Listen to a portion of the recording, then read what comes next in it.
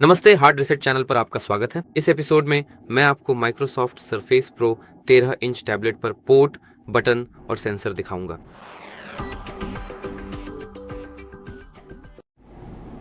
हम यहाँ इसके पिछले हिस्से यानी बॉडी से शुरुआत करेंगे।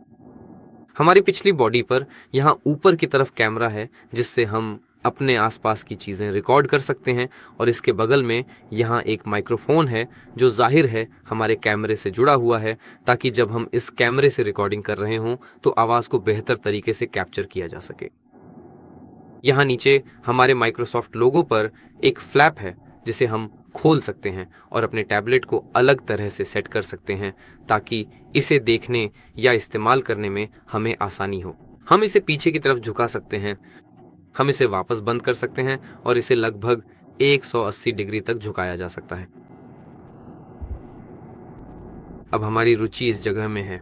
यहाँ एक फ्लैप है, ये एक चुंबकीय फ्लैप है।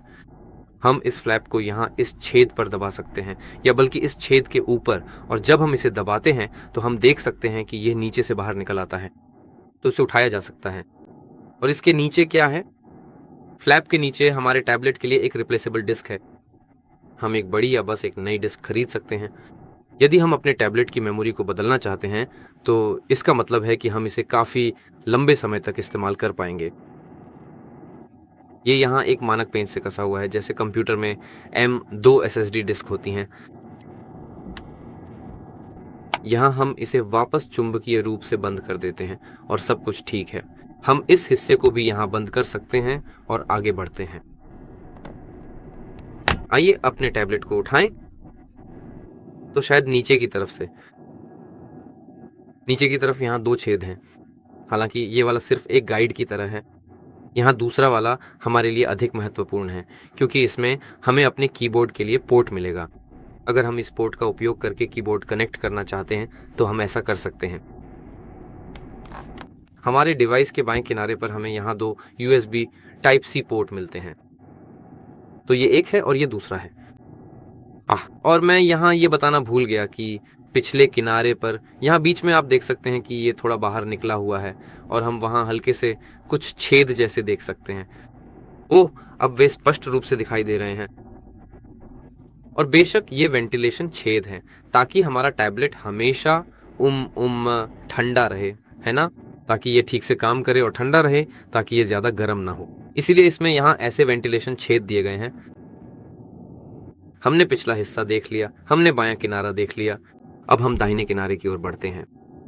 दाहिने किनारे पर हमें निश्चित रूप से MM, यहाँ E माइक्रोसॉफ्ट का पोर्ट मिलता है।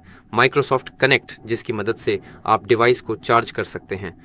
आप फाइलें भी ट्रांसफ़र कर सकते हैं, या फिर आप निश्चित रूप से यहाँ वीडियो भी ट्रांसफ़र कर सकते हैं, E 4K या 8K तक। हमारे ऊपरी किनारे पर केवल बटन दिए गए हैं। आप देख सकते हैं, यहाँ देख सकते हैं कि यहाँ कुछ भी नहीं है। हमारे पास केवल बटन है, और निश्चित रूप से ये पावर बटन है। यहाँ ये छोटा वाला है, और वॉल्यूम बढ़ाने और घटाने का बटन है, यानी वॉल्यूम कंट्रोल। प्लस के साथ हम आवाज़ बढ़ाते हैं, माइनस के साथ हम आवाज़ कम करते हैं। हमारे ई टैबलेट पर और क्या है?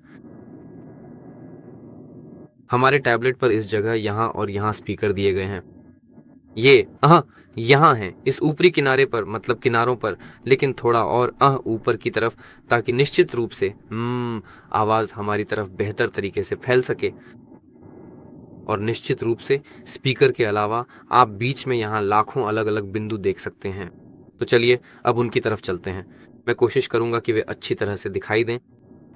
अब शायद वे सबसे अच्छी तरह से दिख रहे हैं, और हमारे पास यहाँ निश्चित रूप से एक छेद है और दूसरी तरफ दूसरा छेद है।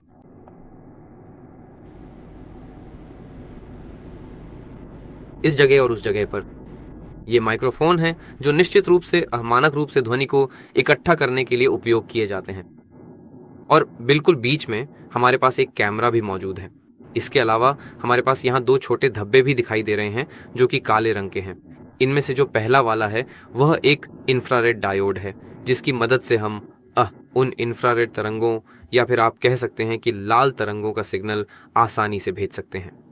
ये तकनीक काफ़ी सटीक है और हमें बेहतर परिणाम देने में मदद करती है।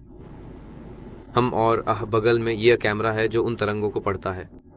इसकी बदौलत हम उदाहरण के लिए अपने डिवाइस को अपने चेहरे का उपयोग करके उस अधिक सुरक्षित तरीके से लॉक कर सकते हैं, यानी 3D स्कैन के माध्यम से, न कि केवल एक साधारण फोटो से जैसा कि आमतौर पर एंड्रॉयड फ़ोन में होता है, बल्कि ठीक उसी तरह के स्कैन से जैसा कि आईफोन अपने फ़ोन में इस्तेमाल करने का आदी है। तो यह डिवाइस को सुरक्षित रखने का निश्चित रूप से एक अधिक सुरक्षित तरीका है। यहाँ पर यह छोटा सा बिंदु एक एलईडी है, एक एलईडी लाइट, एक साधारण एलईडी लाइट। जब ये कैमरा चालू होता है तो ये जलती है। ये दोनों तत्व बिजली की आपूर्ति के माध्यम से एक दूसरे से जुड़े हुए हैं, और यदि कैमरा चालू है या यदि इसमें बिजली की आपूर्ति है तो एलईडी को भी स्वचालित रूप से बिजली मिलती है और ये जलती है। ये एक सुरक्षा उपाय है ताकि हमें पता चल सके कि हमारा कैमरा कब इस्तेमाल हो रहा है। यदि हम स्वयं इसका उपयोग नहीं कर रहे हैं और हम जलती हुई एलईडी देखते हैं तो इसका मतलब है कि किसी ने किसी तरह से हमारे डिवाइस को हैक कर लिया है और कैमरा चालू कर दिया है और वे हमें देख सकते हैं। और कोई हैकर या साइबर अपराधी या कोई भी इस एलईडी को बंद नहीं कर सकता है, क्योंकि जैसा कि मैंने कहा, ये दोनों घटक एक पावर केबल से जुड़े हुए हैं और एलईडी को बंद करने के लिए उन्हें वास्तव में कैमरा ही बंद करना पड़ेगा। इसलिए यदि वे इस कैमरे का उपयोग करेंगे तो एलईडी जलती रहेगी। हमें इसके बारे में पता चल जाएगा। अगर वे इसका उपयोग नहीं करेंगे तो हमें पता नहीं चलेगा, क्योंकि एलईडी नहीं जलेगी, लेकिन तब वे भी कुछ नहीं देख पाएंगे। तो ये एक तरह की सुरक्षा है। और बेशक यहाँ एक और धब्बा है, एक ग्रे धब्बा। इसे देखना निश्चित रूप से आसान है। यह एक स्कैनर या प्रकाश सेंसर है जो हमारे डिवाइस की स्वचालित चमक को नियंत्रित करने के लिए उपयोग किया जाता है। बेशक अगर रोशनी तेज है तो यह स्क्रीन को और चमकदार बना देगा, अगर अंधेरा है तो यह स्क्रीन को कम चमकदार कर देगा ताकि हम सब कुछ बेहतर तरीके से देख सकें।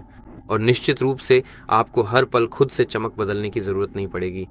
उदाहरण के लिए, यदि मौसम बहुत बदल रहा है या मुझे नहीं पता, शायद हम कार में यात्रा कर रहे हैं और रोशनी कहीं कहीं झिलमिला रही है, तब हमारी स्क्रीन अपने आप चमक के अनुसार खुद को ढाल लेगी।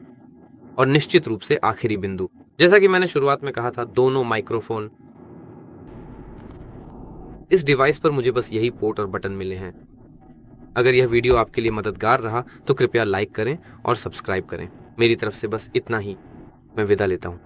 नमस्ते।